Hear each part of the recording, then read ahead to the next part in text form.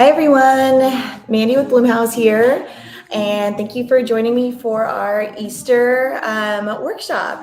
Um, we haven't done one in a while, so this is our first one for 2023, and by popular request, we brought one back. So look forward to doing some more of these with you guys in the future.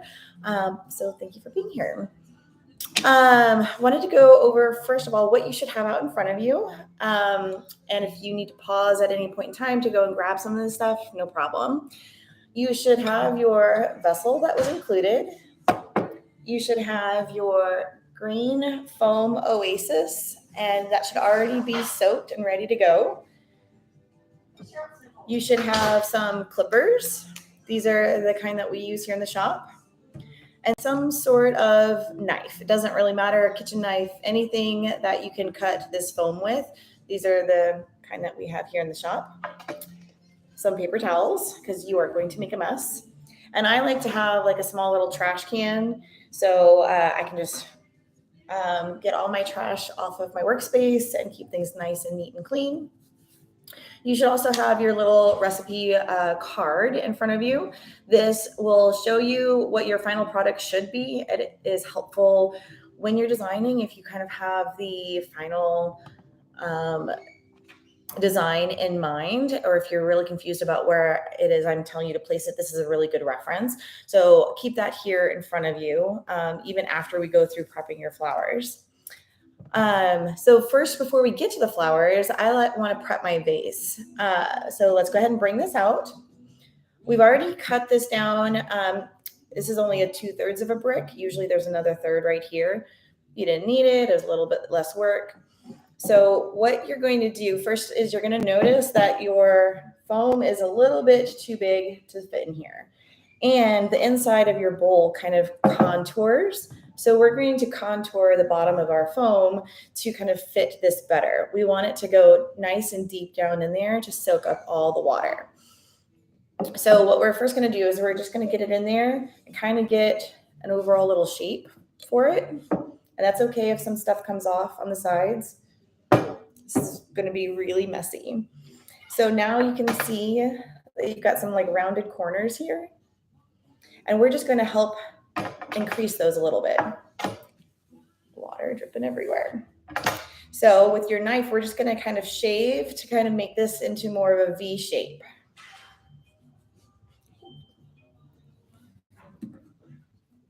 And don't worry if you don't cut off enough, don't cut off or cut off too much. It is not a big deal. We just want it to fit down in there a little bit better. So then we can try and fit it in there nice and neat. And that'll do it. And it is okay if it's sticking up a little bit, because we'll use that and we'll cover up all that magic. Now we'll clean up our workspace. Perfect. We'll clean up off the foam off the side of our vase. And that is how we will prep our vase. It is okay that it's not filling up the whole area. That's actually important. So there's room for water to be in here to soak up and hydrate your flowers as much as possible later when you're done. All right. Now the fun part. Let's go ahead and bring out your bundle of flowers. If you haven't already, go ahead and undo the twine around them. And you can discard the twine. And we're going to go through what each of these are. And if you want to pull out your recipe card and follow along, that is always helpful. First on your list is the white asters. And this one in particular is called Monte Cassino. And you should have 5 stems here. Yes, I see my other 2. Next on your list, you've got the purple carnations. Carnations have such a bad rap. These are absolutely gorgeous. They are the Queen of England's favorite flower. You can fluff them up to open them a little bit more, just taking your thumbs and fluff it like this. They come in such unique colors. They come in bicolors. We absolutely love them. They are a really cool texture. And they don't need any prep work. All right, next is your blue delphinium. This one is easy to see. Nice and long stems, beautiful blues. This one is a dark blue, but you will most likely have a light blue in your arrangement, which was by design. We have to work with things of nature and what's available. Then we have our yellow ranunculus. These are beautiful butter yellow, super fluffy, elegant petals, lots and lots of petals. So these are your ranunculus. Next, we have your peach roses. And this variety in particular is called the Phoenix. It's a newer variety, but we are absolutely loving it. It is just the perfect little peach. It's very hardy. It holds up really, really well. And it has a little bit of a frill in the middle. So it's kind of mimicking a garden rose. Next, we have your light pink spray roses. These in particular are called Isles. They are a peachy pink, but they're definitely more on the pink realm. Then we have my absolute favorite, these pink double tulips. They are indeed a tulip, but because they are doubles, they have lots and lots of petals instead of just one row of petals. So these will open up a little bit more like a peony, and they're just absolutely gorgeous. Then we have our Italian ruscus. This is the full green, not the two-toned one that's next. We won't use all of this, but better to be safe than sorry when designing. And then we have variegated Pizzicorum. It's called variegated because it has two different tones on the leaves. Any kind of greenery that is two-toned like this is called variegated. There's a regular one, which of course is not. It looks just like this, but the leaves are different, of course.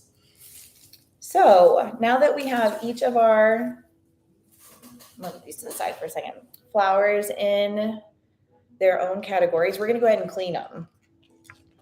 That way we have all of the cleaning done before we get to designing. So when we do start designing, all of our creativity, it just pours right out. We don't have to stop and interrupt that creativity to clean flowers. So let's start with the most delicate, with the tulip. So most of these leaves are going to come off. And the way you do it is gently peel where the leaf connects to the stem. Just peel it down towards the bottom. And your fingers need to be right there next to the stem, because if you pull from like out here, it really wants to keep that leaf on there. So it's going to snap in half. These guys will snap really easily. So just be very gentle and very careful.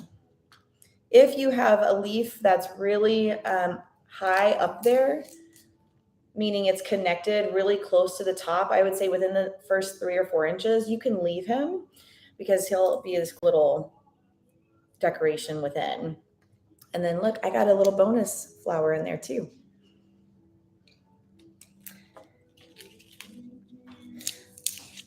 So we'll go ahead and just strip all these leaves down and off and discard those. Your ranunculus don't really need any cleaning unless you have some of these erroneous little stems on the side. And again, you'll do the same thing, index finger and thumb. Just snap them down right like that. If you have any bad petals on the backside of your ranunculus, don't remove those. As your ranunculus opens up, they'll kind of go to the back and you won't see them. Ranuncs like to just kind of fall apart when you start messing with its petals. If you have any ranunculus that are tight, you can gently blow in a circular pattern to gently open him up.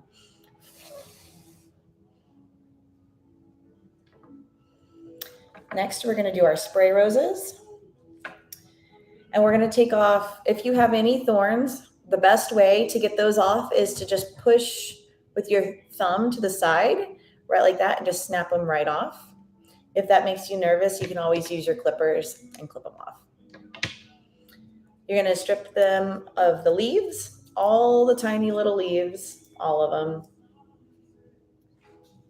Then if you have some guys that are kind of below the major cluster, so like these two are below my main cluster, I'm going to cut those guys off and use them as an individual later. And then my main cluster, I want about 6 to 7 inches long. So these guys were way down here, not part of this cluster. So we'll use these as individuals and then a cluster. Do that with your next 2 stems. Okay, and same thing here. When taking a look at this, I can see I've got all my clusters. They're all about right here in the same playing field. And then this guy is kind of lonesome, low and by himself. I'll cut him off and use him as an individual. And then my main cluster, 6 to 7 inches long.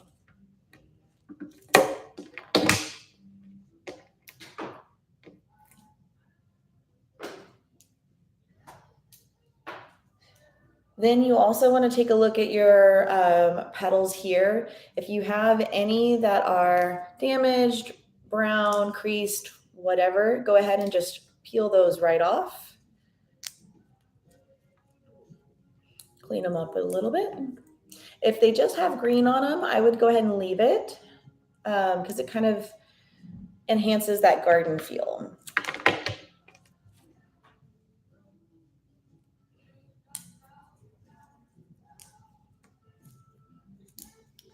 Shouldn't have to clean up too much.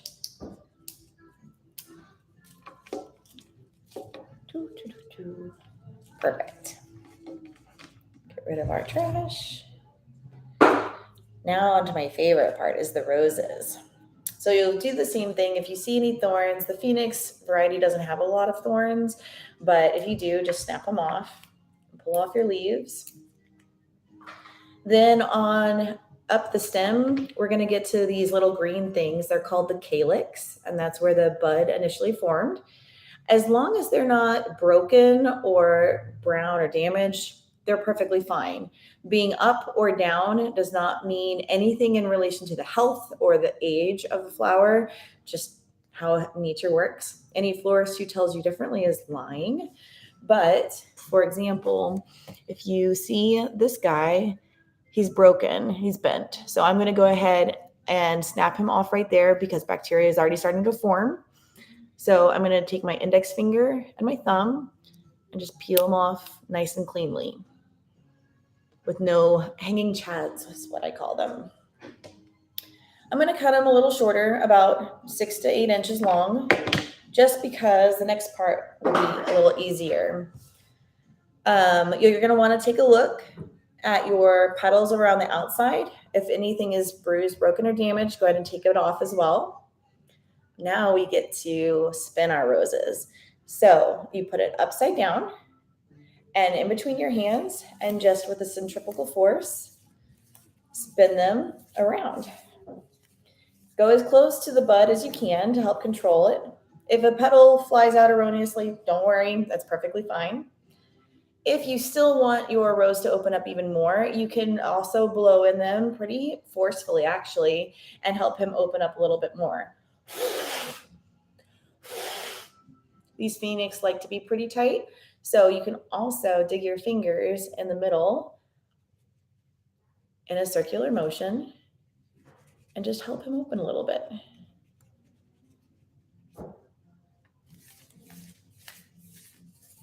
So you can see difference between the opened and the non-opened. Pretty incredible, huh? So go ahead and do that with your next 2 roses as well.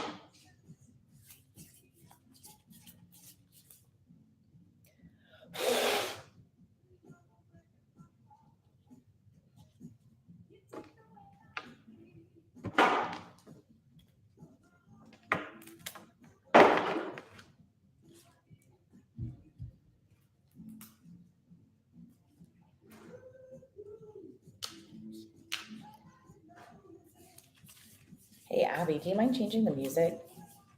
Thank you. Yay. If you need more time, feel free to pause the video. But look at how beautiful those are. I'm super excited. Alrighty. Next, the Monte Cristo asters. So these are super fun. They're going to give a major garden feel to your arrangement. But as you can see, this is a lot of flowers to go into a vase like this. So we're going to use this technique that I'm describing to you on our greens too, but we're looking for 5 to 6 inch sections.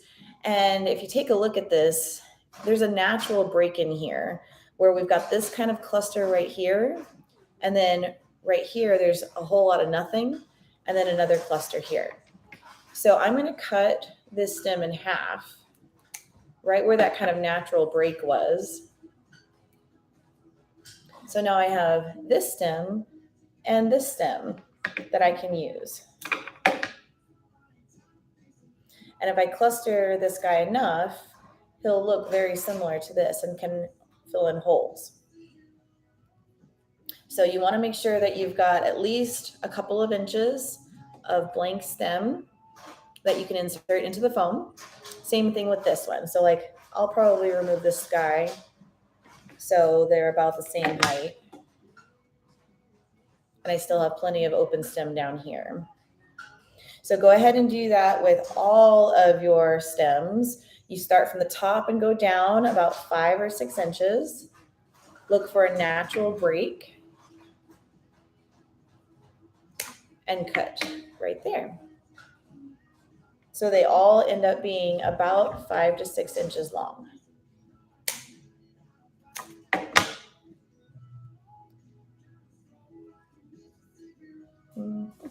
So like this one, he's standing really tall against all the others, so I'm going to take him off.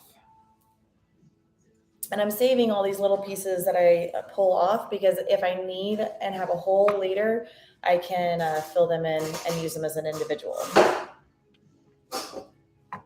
And again, you've got way more than you need here, but better safe than sorry and an arrangement full of holes.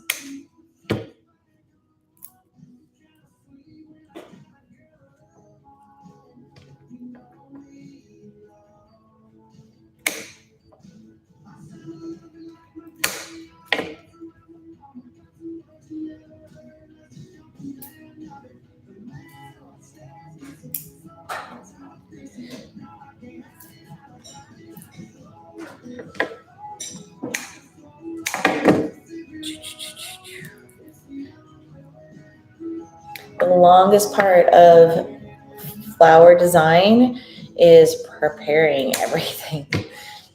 The design time is actually not too long. So this guy, this bottom section, he's got really, really long individual ones that are 6 inches or so by themselves. So I'm going to cut all of those guys and use them as individuals because they're too long to use together. There we go.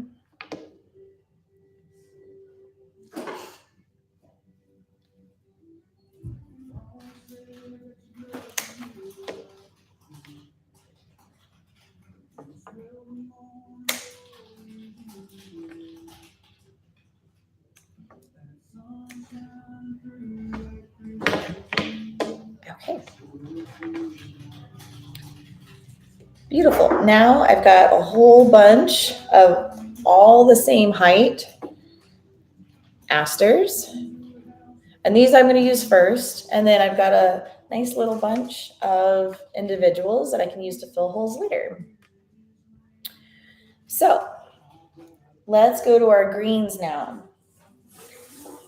You're probably only going to need one stem of Ruscus, but we're going to do the same thing that we just did. We're going to go in about 5 to 6 inch sections starting from the top. So about right there. I'm pulling the other leaves down and I can see this bare stem. And I'm going to cut right before that next leaf starts. So it looks like It just naturally stopped growing there. And now I've got a little bit of a stem to insert, but I'm going to go ahead and pull off that one last one. So I've got about a good 2 inches that I can put into the foam. The deeper in the foam you go, the more access to water your stem is going to have. So next one, I'm going to go down another 5 or 6 inches and snip. Go down another 5 to 6 inches and just keep snipping.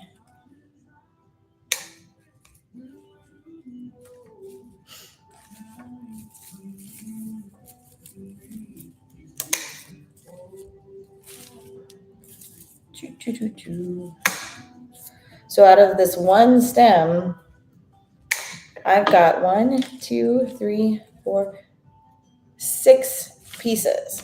How cool is that? And then the same with your variegated Pitziporum. This is a really, really, really big stem. So you probably won't have stems quite this big, but we're going to chop this down into 5 to 6 inch pieces as well. So what we'll do is we'll kind of look for these like kind of clustered heads. So like this guy, I'm going to cut off as an individual, but he's still a little bit long. So I'm going to strip after like this kind of V shape. I'm going to strip all those leaves down and use just that top and then get my 5 to 6 inches. I'll do that again for you. So this guy is good 5 or 6 inches, but he's way too long. So thumb and index finger around the stem and just pull right on down. And then, so in here, I've got this guy who, if by himself, would be at least 5 inches. And then I'll strip down. And then this remaining stem, right like that. So you're just chopping them all down into smaller pieces that you can use in your arrangement. Our arrangements at Bloomhouse are nice and kind of tight and compact and not like super far out there and like willy-nilly everywhere. Even though this one is a garden feel, it's not going to be just things poking out all over the place. And I'll show you what I mean in a second. And if it takes you a little bit longer to prep your greens, feel free to pause the video whenever you need to. Rewind, go back, look at things again.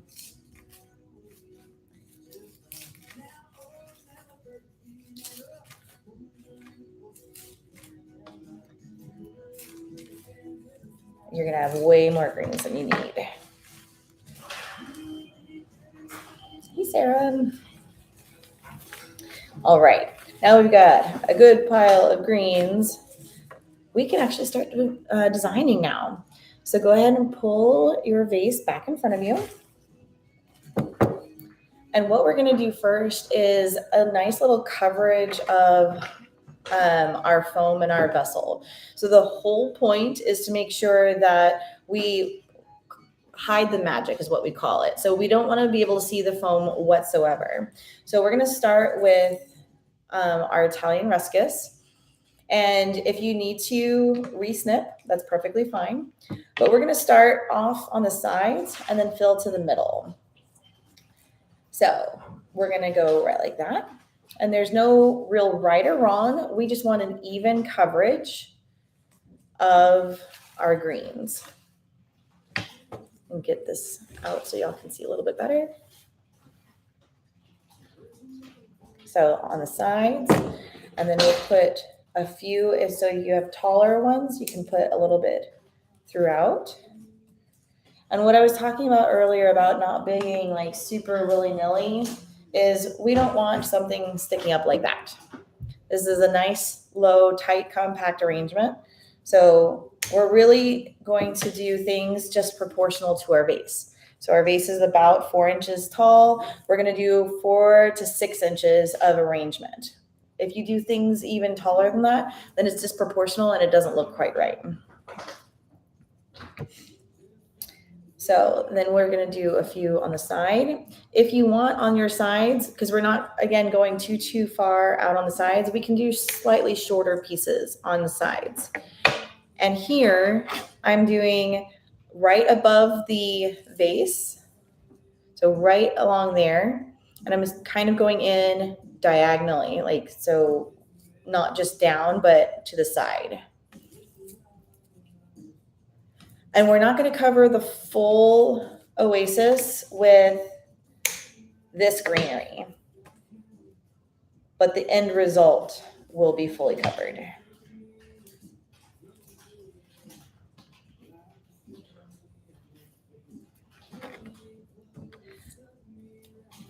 So nice little even coverage. We're kind of getting this dome shape already starting to form, which is exactly what we want.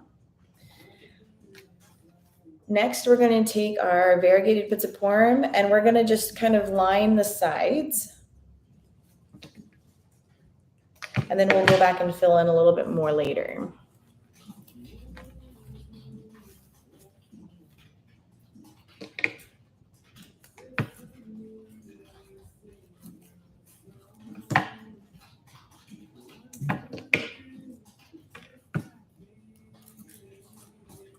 So you can already see, you really can't see our foam right now, which is great. Exactly what we want.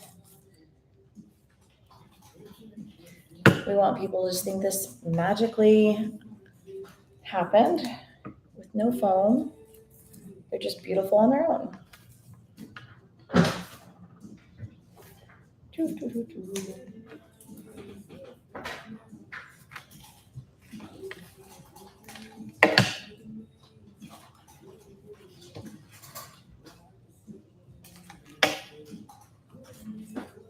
Alrighty. So I'm gonna tip my vase. I wouldn't suggest for you to. So the shape of our greens follows the shape of our vase. Oval and, you know, not too far out either way.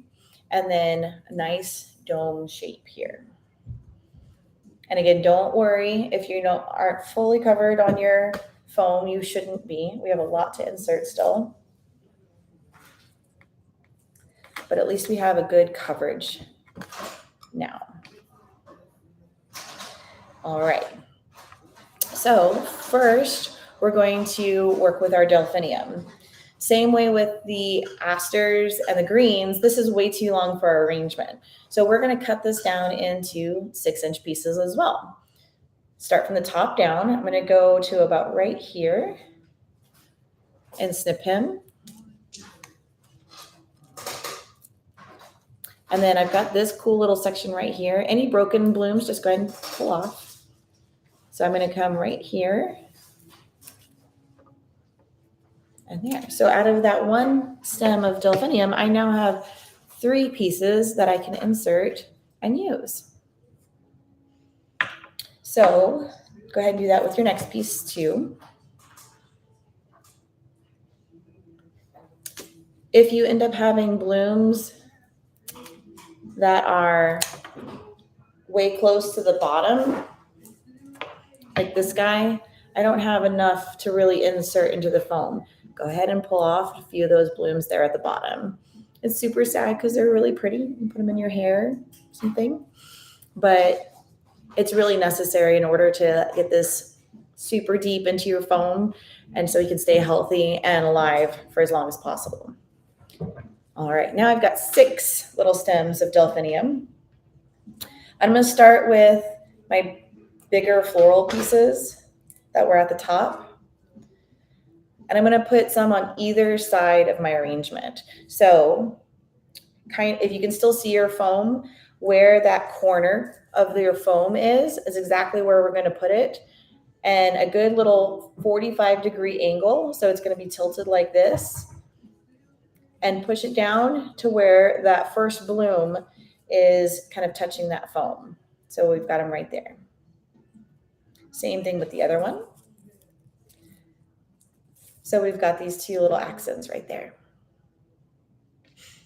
Then your next 4 pieces, you're going to put near there. You can go a little bit higher. And then you can go a little bit lower on the other side. So you've got this nice, good touch of blue. So this was my first one, my second one, and my third one. First, second, third. I know it's kind of hard to see with all the greens in the way, but we'll do the same thing on the other side. One a little bit higher, and one a little bit lower. Make sure you're pushing them in there really nice and good. Okay, so now we've got this really cool blue accents here on our side. Next, everything else we have is in 3s, and that's purposely done.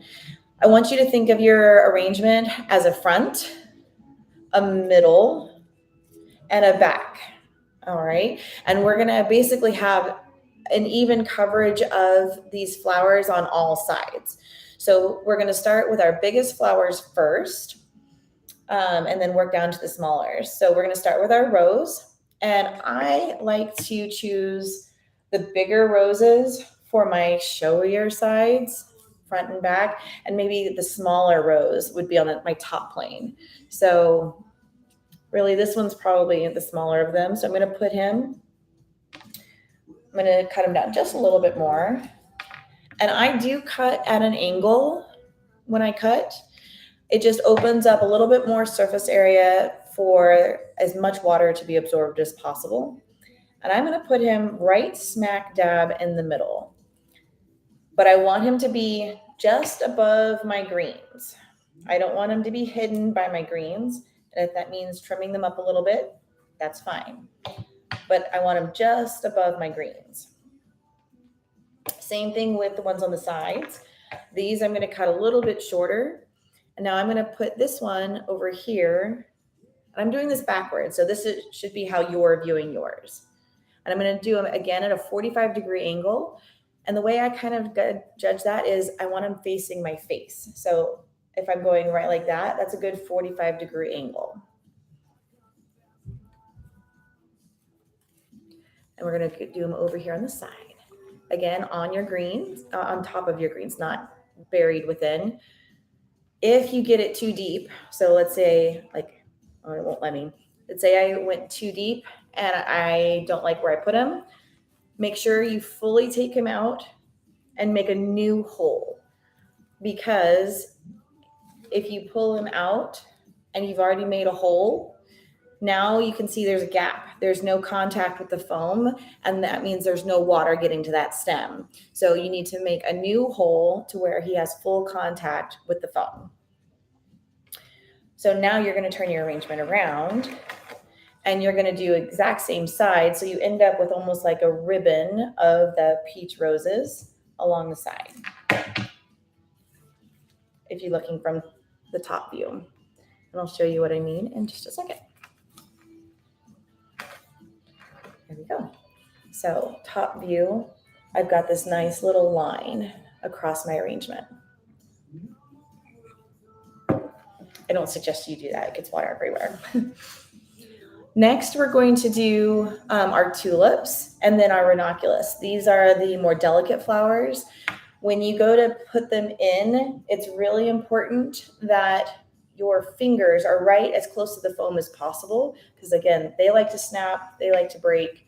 And if you're running into another stem and you can't go any deeper, pull them out, find a new hole. So if you take a look in your arrangement, we've got some on either side and then one in the middle. So we're gonna help and do that same thing. A good 6-inch cut at an angle. And we're gonna nestle him here just inside of our delphinium. And these will have just a little bit taller, maybe right on par with the delphinium.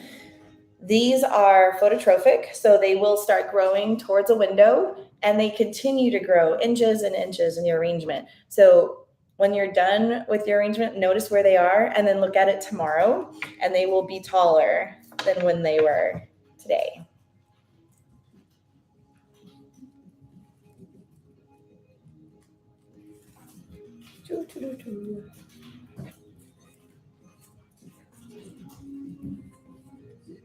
There we go. And let's see. I'm going to put, you can choose where you want to put your third one. I'm going to put mine a little bit lower over here. You can choose to put them wherever you see fit, but I just think it might be nice for mine over here. Perfect. Next are yellow ranunculus, and these we're going to put near our peach ones, not exactly on top, but near. So we've got our spray roses, which will kind of go over here. So we're going to think of our tulips about right here. I'm sorry, ranunculus. And these, again, you want up above the greens so that they have this kind of bounce type feel. You'll also notice that they have kind of a natural bend to them. So you want to work with how they're bending on where you're placing them. So like this guy, I'll probably put like this, so he looks like he's blooming up.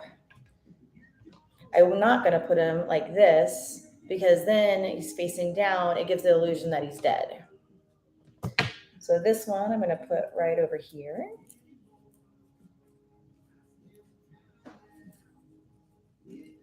In between my tulip and my rose. There we go. Man, he does not want to stay where I put him. There we go. Okay, then turn your arrangement around. And I'm going to do the same thing over here and put my ranunculus right here next to my rose. So I've got good coverage of yellow on each side. All right, next are going to be our spray roses. And as I showed you earlier, we're going to put those on the other side of our ranunculus. Cutting it just a little bit shorter. Again, a good 45-degree angle. Filling that last little major gap right there. Next one, we'll do opposite of where we put our ranunc. So he'll go right there in the center on the other side of your rose. And again, you can kind of see this dome taking place. We don't have anything like super sticking up and taking away all of the appearance. We want to be able to take it all in together at once. And then this will go over here.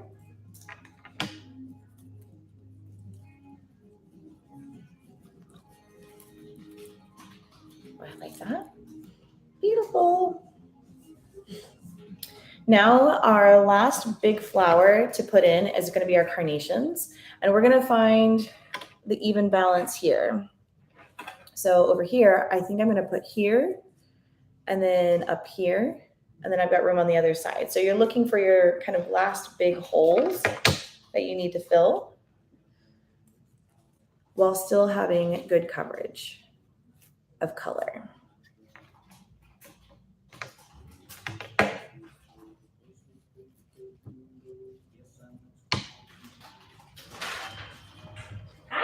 I'm good. How are you? Good.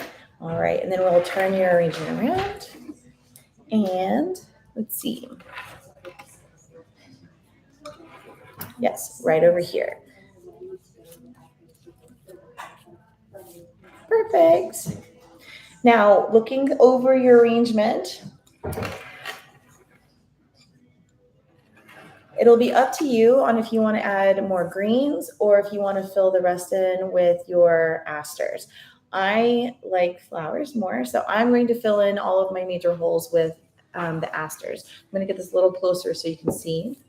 If you have any individuals and you want to fill in a little bit more, you can, but keep them clustered with what you had already done. So like I wouldn't put this spray rose over here by itself. for example. That way we get every little thing used. Okay, so right here, and right here, we've got some good holes that we'll do some clusters with.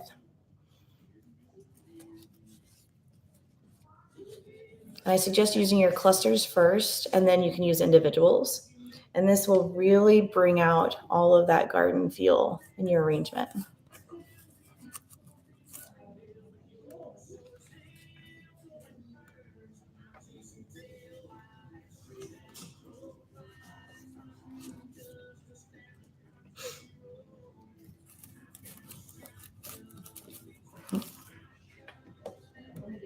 Choo, choo, choo.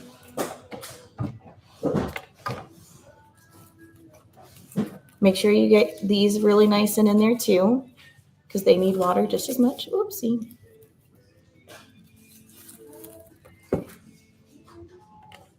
Choo, choo, choo, choo.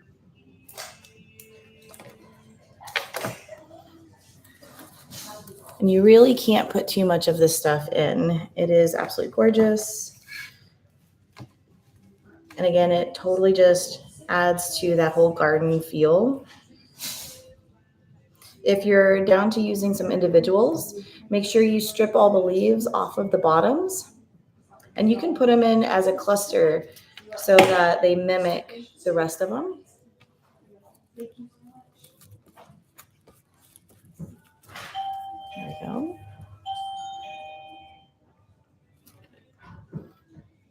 And then you go ahead and do it. Don't forget your sides. So we'll put a nice little cluster in there too. There you go. And then go ahead and do your other side as well.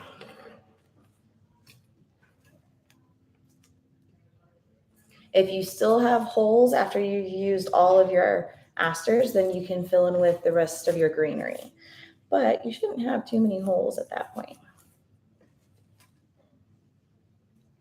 Don't forget your top.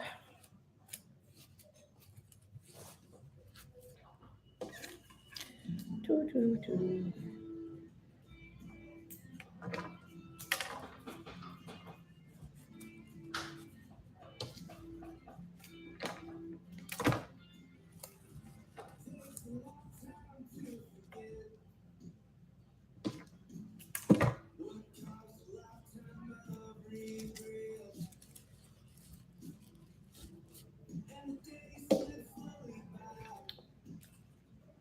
Alrighty, this is shaping up so well.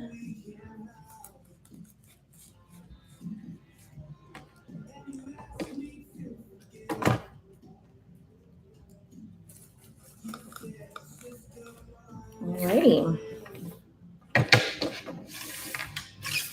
Clean up my mess.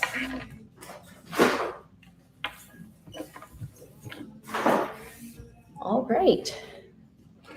When you're done, you should have a full coverage. Don't see any foam and an even balance of color on all the sides. The very next thing that you need to do is put more water in here. That way it's just full and full and full, and it'll stay healthy for as long as possible. It's super important to remember to water it each day. In a vessel that you don't see the water, it's really easy to forget. Maybe put a reminder on your phone.